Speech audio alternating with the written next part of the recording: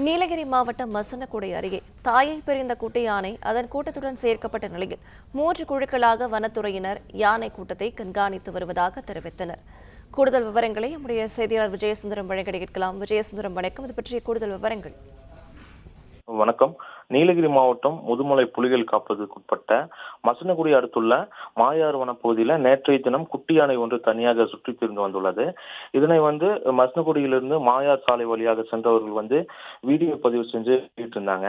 அப்போது அந்த குட்டி யானை பிளிரியபடி சாலையில் அங்கும் இங்குமாக ஓடி சுற்றி திரிந்து வாகனங்களை கண்டு அருகில் துரத்தவும் செய்துள்ளது.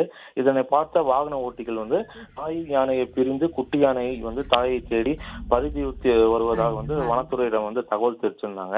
இந்த தகவலின் அடிப்படையில இந்த சம்பவம் அறிந்த வனத்துறையினர் அப்பகுதிக்கு சென்று குட்டி யானையை கண்காணித்து வந்த நிலையில யானை கூட்டங்களுடன் குட்டி யானையை சேர்க்கும் முயற்சியில நேற்று முதலே ஈடுபட்டு வந்துட்டு இருந்தாங்க.